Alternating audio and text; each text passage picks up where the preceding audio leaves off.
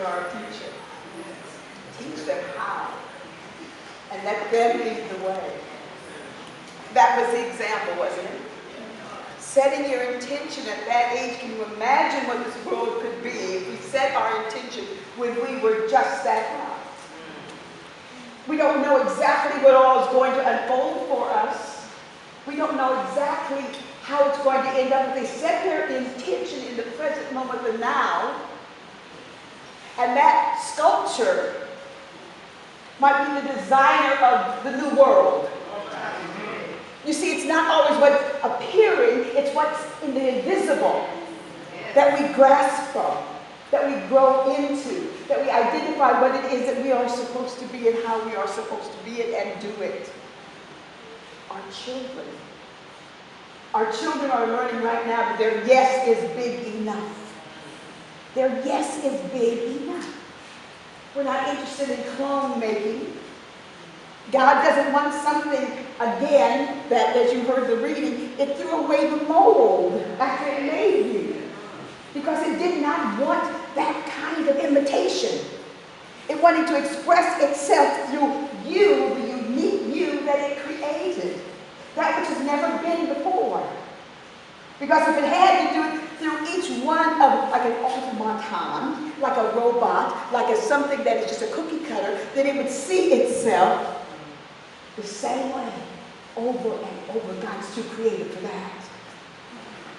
God is too intelligent for that. God has bigger plans for us than we can even imagine. And so why should we limit ourselves to that which is somebody else has done? Our yes is big enough. That unique way we're showing up in life is big enough. All we need to do is just to step into that image that we know is the image and likeness of God. And all the rest will be unfolding for us. And it just starts with our intention. Our intention of what is it that we have happening in our lives right now. What is it?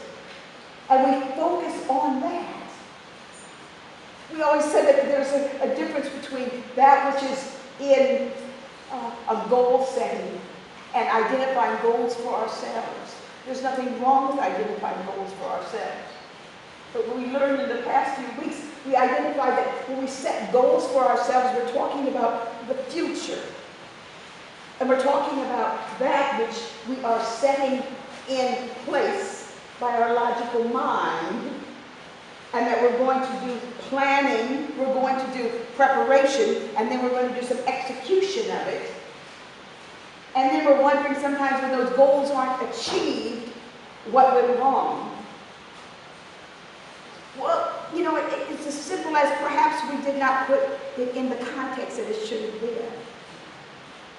Because we're not future-minded, we're presently being. And it's in the now moment that this takes place. We know that the now moment is made up of what was in the past. But we're knowing that right now, the beingness that you are is who you are at this moment. Change is inevitable. Change will continue.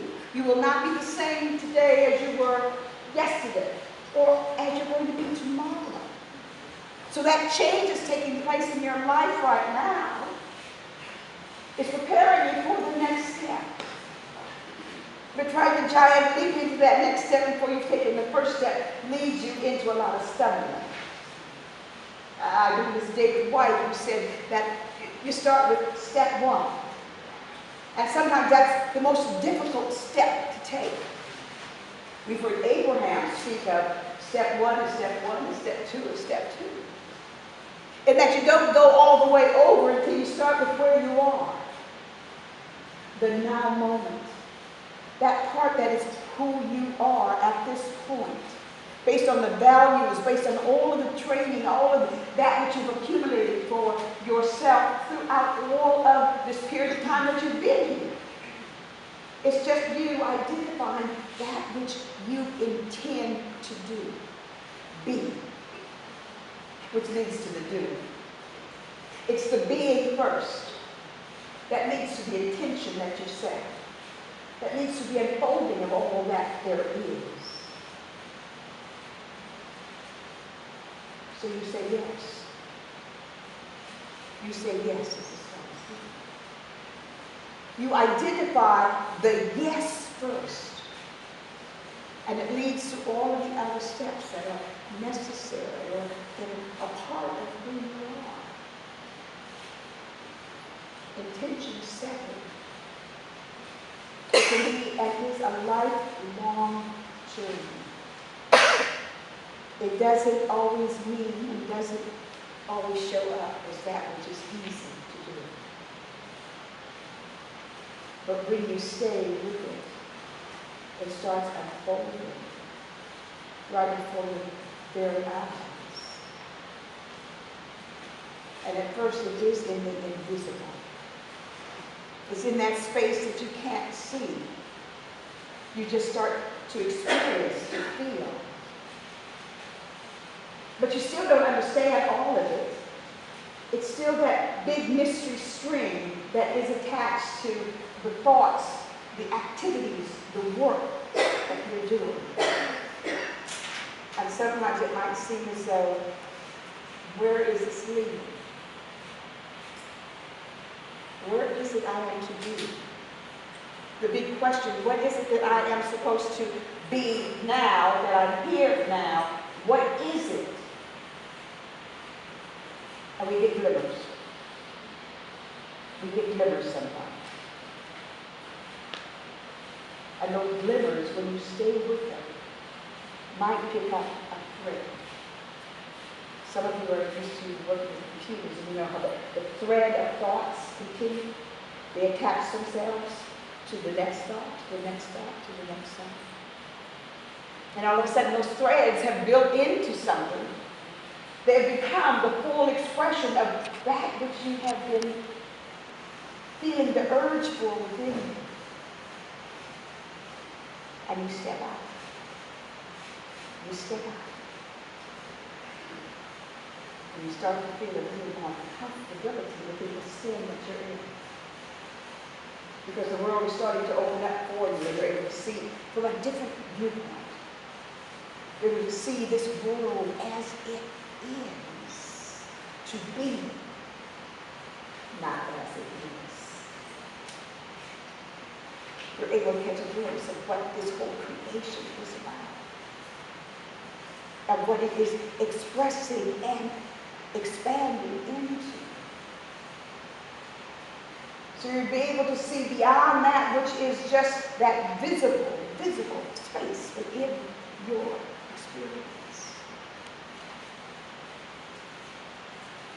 And there's something that's called contentedness that takes over.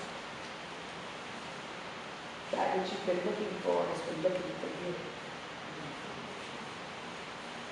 That which you feel you've been doing without has already been placed before you. That which you say has been a desire has no longer been a desire because you're no longer attached to it. You see, that's what takes place when we get attached. When we become attached to the outcome, then we're only glued to that which we expect to see. When we become attached to the goal setting and they don't show up, we still call it intentions, but they don't show up. And we get disappointed because we're attached to the outcome of what we're anticipating. So we're learning the art of non-attachment, which is a Buddhist term. Non-attachment. We no longer attach ourselves to things that we think should be ours. We're in the now moment, we're full of expectations, we're knowing that there is this expectation out here that we've already identified, but we're not attached to it. So what happens when you're not attached to something? You're free. You're free. You build no conditions into this. You're free to do, to be, to act whichever way you want. There are no conditions to any of the outcomes. There's not even